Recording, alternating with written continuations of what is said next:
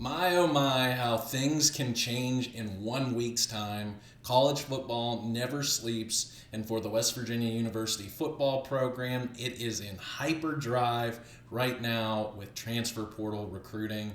Thanks for tuning in, everybody. Carson Fox for you here for Fox on West Virginia Mountaineer Sports. And what an exhilarating week. If you are a social media user, it just seemed like every single day, going back to last Sunday since I made my last video, and I'll kind of recap that quickly as we start in here to this video, that you could check social media in the morning, you could check it around lunchtime, you could check it late afternoon, and then check it in the evening. And every single day of the week, it seemed like at those intervals, West Virginia was getting a commitment. And so it was exciting. And I would say for all the fans out there who are trying to, how should you feel about this kind of free agency period and all of these players joining the Mountaineers? You should feel excited. It is January 12th, everyone, to say, and to know exactly what West Virginia is going to get out of these 25 new members. And that's 25 as of 4:30 here on Sunday, late afternoon, that we don't know just yet.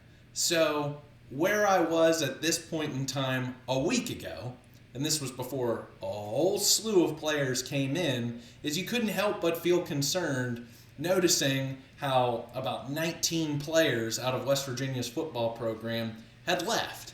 And I think what my strongest concern from that video was there were some, if you want to call them household names, at least for Mountaineer Nation, maybe not so much the entire college football world, but, some guys like C.J. Donaldson, who, I've loved. Sedge Grand is the Warhammer, exiting stage left to join Ohio State for money. Hudson Clement, spurning the Mountaineers in the wide receiver 1 position to leave and go to Illinois for money. Josiah Trotter, we had known pretty much since the day Neil Brown had been fired that he was out the door. That there was a great exodus of players. How much was it due to the own players' desires, the coaching staff's a lack of desire for them? We'll never know that. And I think that we will never, know that from the coaches. They're never going to talk about. And I think that's the thing with this entire period is everybody should feel as if their position is up for grabs, especially the Neil Brown players, who were freshmen a year ago. I know that they have years worth of eligibility for development, but given how much of the roster has turned over in this quick of a period of time, it doesn't matter if you were a Josiah Trotter and destined for potential stardom, or you're a guy like C.J. Donaldson and you've put in the work and the effort, or Hudson Clement, Tomas Remack, how many of these starters that this coaching staff feels as if that they can replace anyone. So even the 3 guys who we pointed to a week ago who have stuck around, shown their loyalty in a Jaheim White, a Nico Marchiol, and a Rodney Gallagher, their position even all that Jaheim White is accomplished. Nico Marchiol, Rodney Gallagher, I feel like, even though that maybe he could have done more over these last 2 seasons, that no one is safe. Even the players, that West Virginia is bringing in through this transfer portal, because there is a second free agency period after the spring practice season, that some of these guys may not make it. So to re-enter the portal would not surprise me. I don't think we'll have as massive an exodus, as we've had in this last week and a half of 25 new players in, but it is a great shaking up. And I would just say is, looking at some of the players over the last couple of cycles, that why didn't we see more of this out of the Neil Brown era? Why didn't we see more, shaking up of this roster with so much dead weight that was on it? But we can't really look past. We can only look forward. I would just say, starting out this video, is I think that the social media reaction among fans are starting to develop in about 2 camps. And There are those who are praising every single move that this staff has made so far, or giving so much of the benefit of the doubt that Rich Rodriguez is receiving due to his past history with West Virginia, then with Michigan, then Arizona, his whole entire coaching tenure up until this point, that was really never afforded to Neal Brown and staff. Perhaps resources as well, and just buy-in that this is going to take time. I don't think that Rich Rodriguez is some sort of miracle worker out there, and I think that putting that sort of expectation on him, even in January, and the rest of this staff, is asking for a little much. So to say that, man, right now, that in one off-season's worth of time, that West Virginia can change this program from where it was under Neal Brown with all of these new players, a whole new system, offensively, defensively, whole shebang, they expect them to challenge for a Big 12 championship. I'm not there yet. But on the opposite side, in the other camp of the people who are looking at some of these players, from Division II, from JUCO schools, from the FCS, from the G5, that there are diamonds in the rough if you watch their tape. Don't get so caught up in the statistics, again, or the schools that they come from. That if you are able to get your hands either on YouTube or Huddle or other places, that you can find these traits and these themes that go out throughout these players that are then going to translate onto the field, and it is going to be on this incredibly large, diverse coaching staff to take these players from the level they were at their previous institutions, no matter what level, and make them Big 12 caliber. That is the onus, that is the responsibility that is put on Rich Rodriguez, on this staff, and I do just really think that it's going to take time. So that's what I mean to say is, I kind of find myself right about in the middle. That I'm not expecting, a guy like, I'll just take one of this class. Prime example, Wyatt Minor, from the state, goes to Youngstown State, doesn't really play at Youngstown State, and now he's transferring over to West Virginia.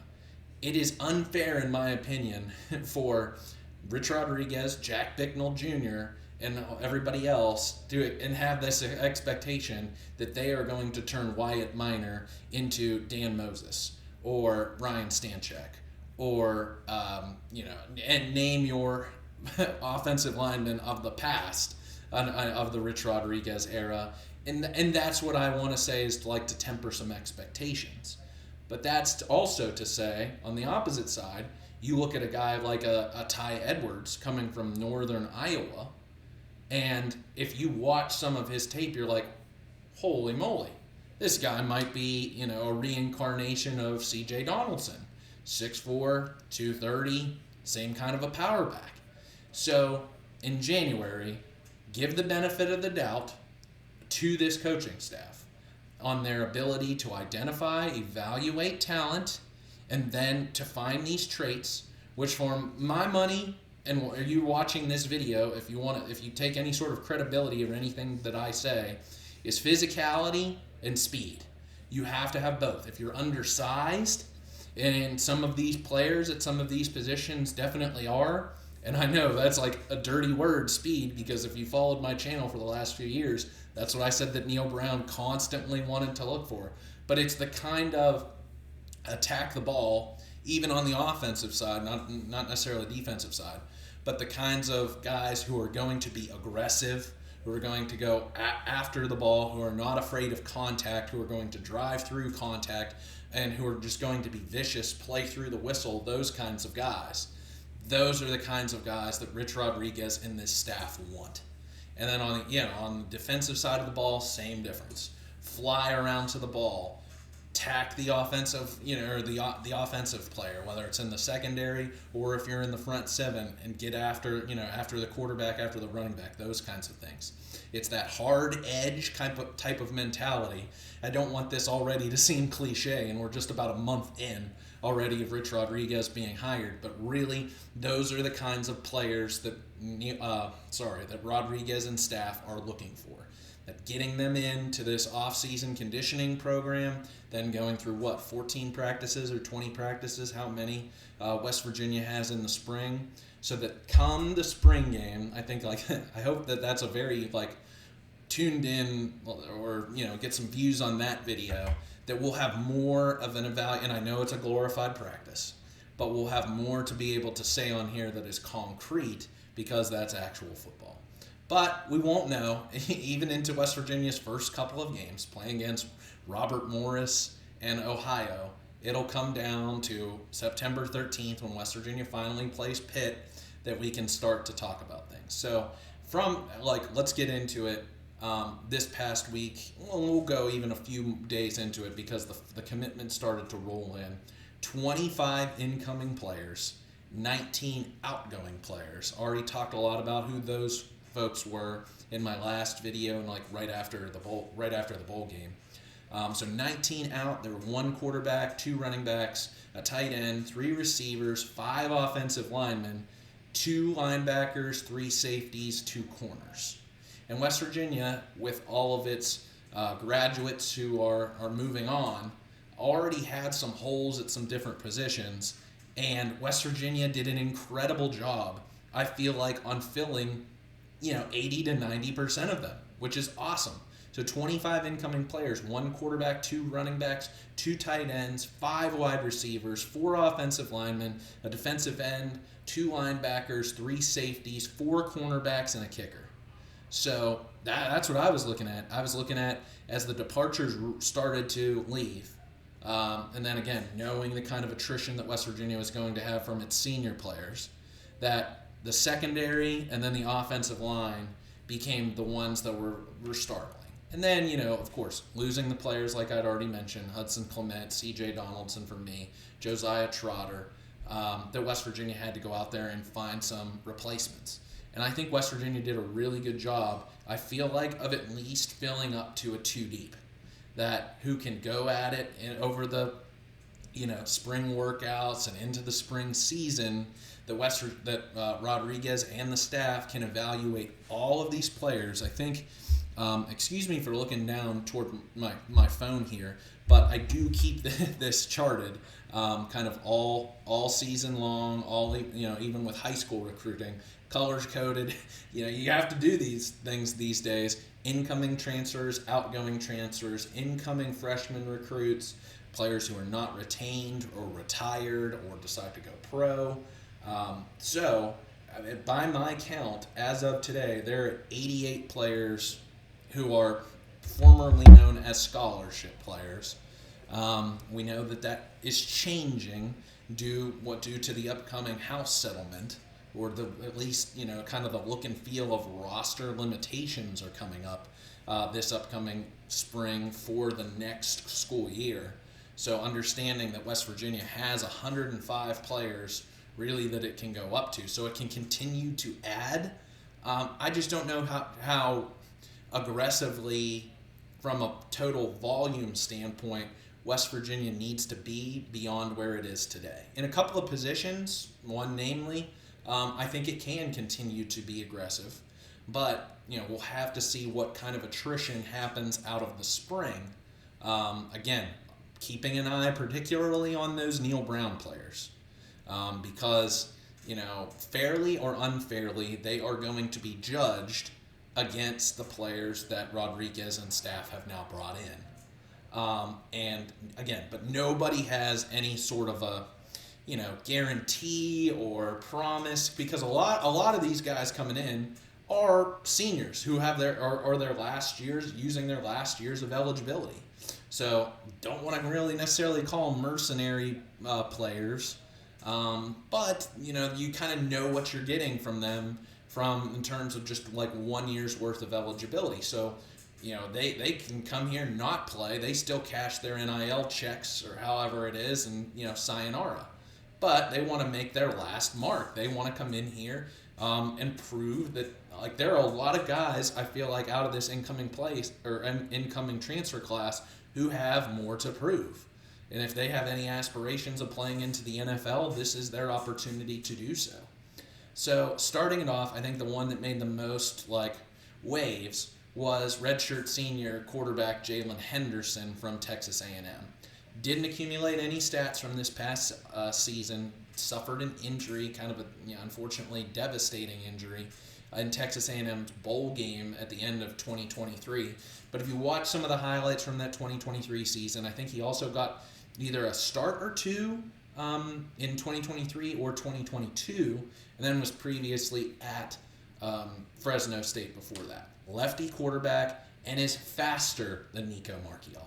I would take Nico Marchiol as a passer over Jalen Henderson. And given Nico Marchiol's size-strength combination, being a Nico Marchiol guy, and the day he signed at West Virginia, I hope number 8 suits up and he's QB1, come end of August of this year. That he deserves it. He's stuck around. He's been loyal. I think it should be Nico's to have, only to be, beat out by Jalen Henderson if he fits Rodriguez's scheme more. Because ultimately, I want to see wins. If it means Jalen Henderson leads the Mountaineers to victory over Pitt in the backyard brawl in Morgantown, so be it. I'm happy. I love that. I'll come on here and celebrate it.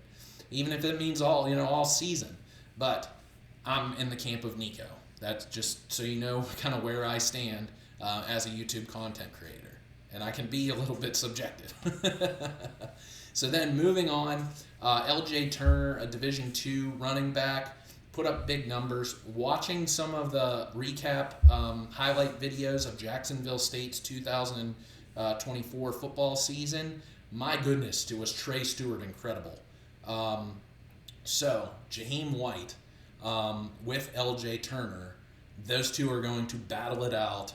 And if all can translate from what Jacksonville State did, can translate at West Virginia, those two are in for a big season. And I'm so thankful this week that West Virginia was able to complement those two backs with a big-time bruiser enforcer. You have to have one in today's world of college football. If you watched the playoff games earlier this weekend with Notre Dame, Penn State, and Texas and Ohio State, you have to have a 220 or plus running back on your roster.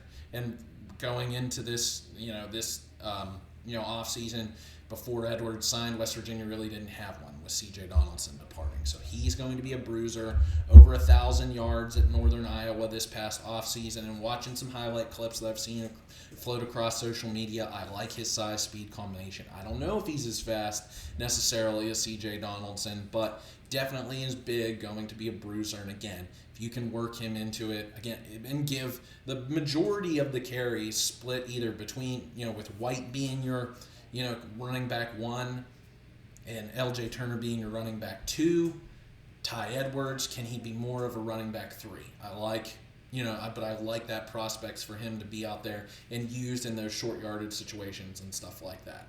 I'm going to skip the tight ends, even, West Virginia bringing in 2, Jacob Barrick being involved from Jacksonville State. I know he's got 4 more years of eligibility, so that's awesome, but it seemed like every single touchdown highlight that I was watching of Jacksonville State, Barrick was leading the tackle, or was leading the block for a Stewart touchdown.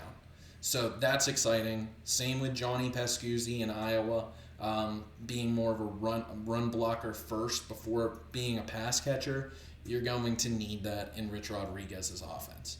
At the wide receivers position, the home run, I feel like, of this entire transfer recruiting class was wide receiver Cam Vaughn, who is, in all intents and purposes, going to be that wide receiver 1 replacing Hudson Clement.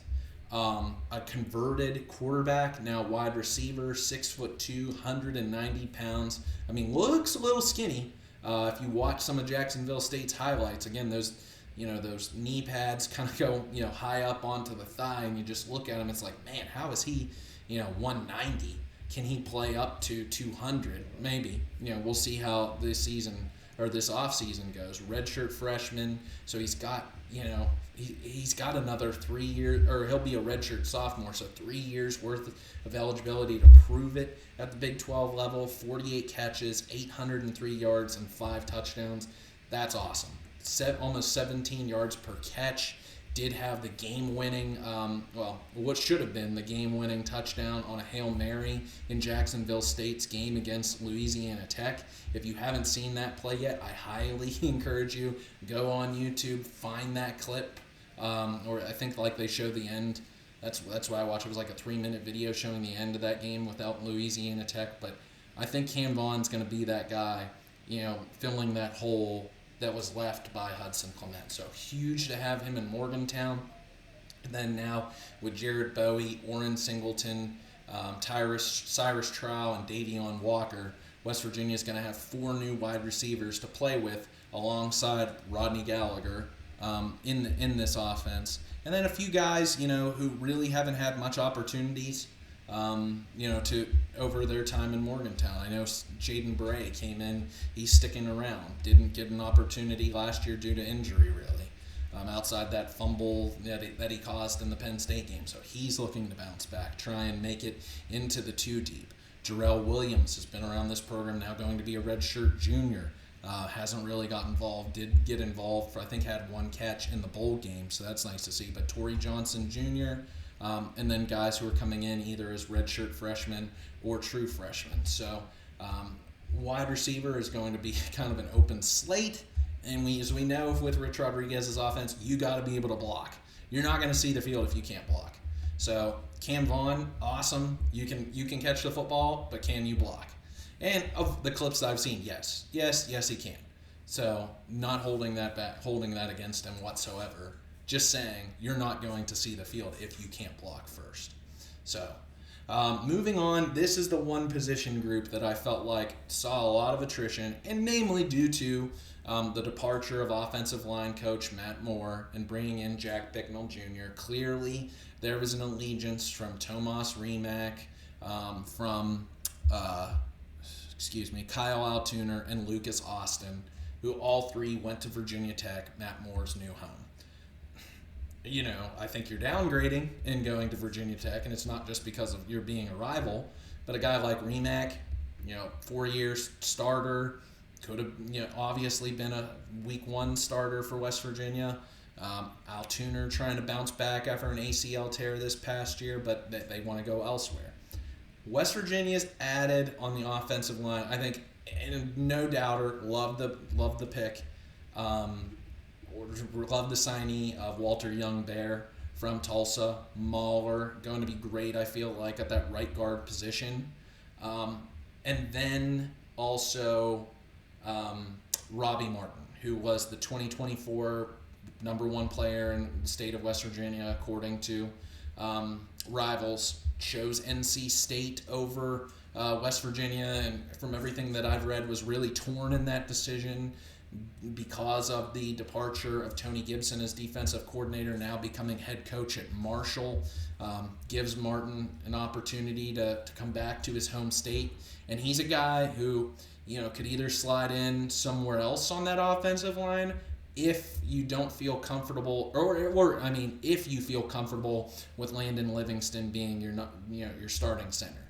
Or will he challenge Landon Livingston at that center position? Yes. And then also, West Virginia's got a really big recruit coming in. I know I always kind of err on the side of, if you're starting true freshman, you're in a problem as a program. But Gavin Crawford, out of Our Lady of Good Counsel, really high, 5.7 rated according to Rivals. Offensive lineman, played center there. He was the heir apparent to Altuner at the high school level. So I like what they have at the inside, of the offensive line for West Virginia. If Nick Cray can play at that left guard position, Walter Young-Bear at that right guard position, and then any of those 3 guys at center, it's at the tackles where I'm still a little bit worried. But again, January 12th, still we'll see. West Virginia's after a couple of other offensive line prospects. William Reed from Princeton being one that has taken an official visit to West Virginia, so we'll have to see if that commitment comes in over the course of today or into this week as West Virginia starts its classes for the spring semester. West Virginia did bring in, as I talked about on the onset, Wyatt Minor, but again, hadn't got really much playing time at Youngstown State.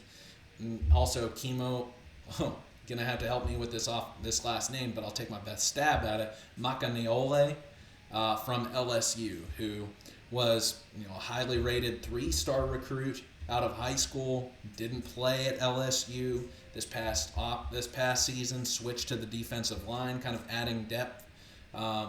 So are you going to trust him to be your day one starter at left tackle if you say slide Xavier Bosley over at the right tackle position? Or are you trusting Cooper Young, who's never played? That is concerning. That's, at those tackles position. And it's something I feel like as fans, we just need to watch, breathe, take a step back, see how the offseason plays out, see what happens in the spring if West Virginia continues to add more, and go from there. So that does it with the offensive side. I'm feeling more comfortable with where West Virginia is, especially because of all those wide receivers that's come in now, replacing Hudson Clement, Traylon Ray's off to Ole Miss, and also Day Farmer to UCF.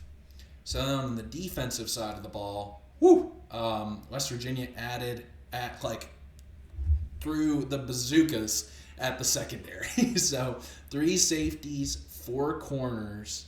And West Virginia got, I think an addition thanks to the Diego Pavia's decision with granting eligibility for JUCO players. So West Virginia is going to retain Kakura Tarnu. Tarnu played at Jacksonville State, came over up to West Virginia this past season, and was kind of like a journeyman and ultimately found his position at safety. But he played corner at Jacksonville State. So is Zach Alley going to move him back to corner or keep him at safety? That's the question. I think because West Virginia now added with 4 corners that they're going to trust Tarnu to move over or stay at that safety position. So we don't know just yet.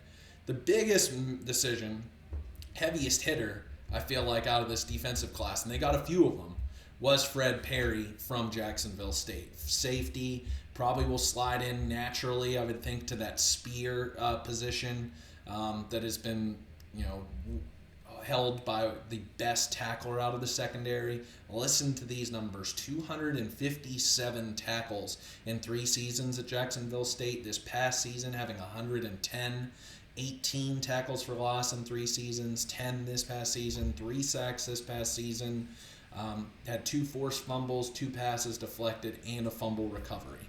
So Perry is going to be that thumper. He is going to be in that same vein as Anthony Wilson has been these past couple of years. I think one of the leaders in tackles for the West Virginia defense. Love having him. Alongside him is going to be Justin Harrington, who's kind of played sporadically, dealt with some injuries between a few years at Oklahoma, last year playing at Washington. Jordan Walker from UT Chattanooga, and also William Davis from Virginia Union. So, and again, you might have Tarnu back there as well. So I think West Virginia, and I did like, what I saw out of Zay Jennings out of the spring game last year and in special teams. Jacob Boyce did get some playing time, but looked completely lost out there. So don't know what you'll get yet out of Jason Cross, who apparently had to put on weight this past offseason to see the field. I think was only in the 160s, 170s. And then you have 2 incoming safeties who are high schoolers in Julian Horton and Sammy Etienne. So safety is going to be that position that's, you're replacing 3 starters, or 2, and Tarnu coming back. So going to be very interesting there. Also at corner, West Virginia is bringing back for a 4th season Jacoby Spells, former 4-starter who I feel like is really just underachieved in Morgantown. And then you do have 4 guys who are underclassmen coming back, in addition to 3 true freshmen in Dwayne Galloway, a 4-star, Zaw Jackson from Huntington, and also Tyrell Russell, who West Virginia got on signing day. I think the home run out of this group in this cornerbacks department is Michael Coates, whose eligibility, I want to say he's a junior, but I mean, I don't know. I mean, if you play 3 years, so he played 2020, 2021, and 2022 at a East Central Community College. If 2020 didn't count, and just 1 or 2 of these seasons go against him, I don't know, with this Diego Pavia rule. Anyway, you're going to have either 1 or 2 seasons out of Michael Coates Jr., and this past season he was excellent at Nevada, 41 tackles, 4 interceptions, including 2 in a game against Oregon State. Again, Oregon State, really no slouch, coming down now to the G5 level, previously at the P5 level, 10 pass breakups. So 5'10", 173 pounds. Can he play, up at 180? We'll see. But, is he the next Beanie Bishop Jr.? I don't want to call it just yet, but really excited to have him in Morgantown and some other guys. Jordan Scruggs was the first to commit to West Virginia out of this class. Derek Carter was a starter at Jacksonville State, and also Devontae Golden Nelson from Akron. So stabilizing, I feel like now in total volume for the coaching staff in the secondary for West Virginia. Rod West going to coordinate the corners. Gabe Franklin from Boise State. Rod West from Appalachian, sorry.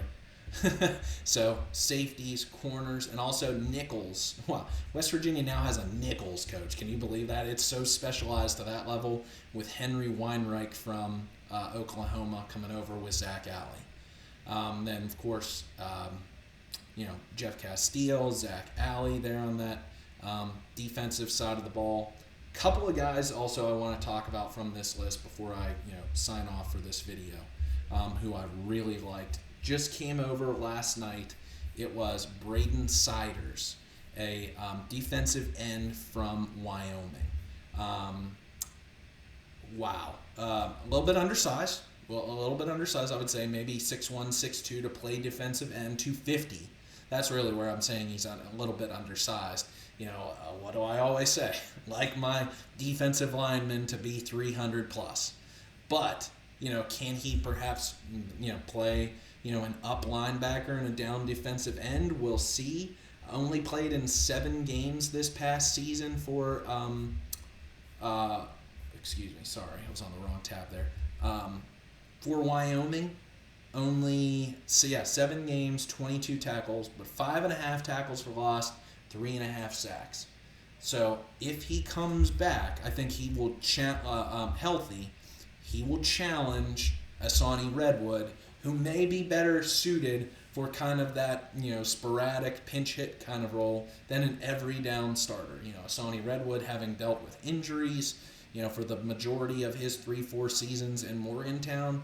So if you're counting, you're having an Eddie Vestorinen come back after a catastrophic injury this past season in the Albany game. The defensive line, I think, is another area to go along with that offensive line. So I alluded to at the beginning of my video, the lines are the 2 places I feel like that West Virginia can now, take a look at, because you're not going anywhere. If you don't have a good offensive line in Rich Rodriguez's system, yes, all of the credit goes to Pat White and Steve Slayton's from those mid-2000 years, but those were some maulers on that offensive line. Dan Moses, Jake Figner, Ryan Stanchek, who's the Garen Justice, the coordinator at SMU. That I love that Sugar Bowl team there in 2005, and I feel like getting better each year. And then the offensive lines got really good, I feel like, under Bill Stewart. You only had Pat White for one more season, his senior season. So on the offensive line and then the defensive line, how versatile do you want to be? Because, I look at the defensive line, and again, if you're having Asani Redwood on one side, Eddie Vestorinen on the other side, and you're having Hammond Russell in the middle at nose tackle, Corey McIntyre missed the whole 2024 season from a spring or summer ACL tear apparently. Nate Gabriel saw some sporadic time, and I do love what I saw on the high school tape from Taylor Brown, even though he's a bit undersized. And then Amir Leonard John Charles, who is an early enrollee, and will come in on that nose tackle position as well. You also have Wilnerson Telemock, who was one of the best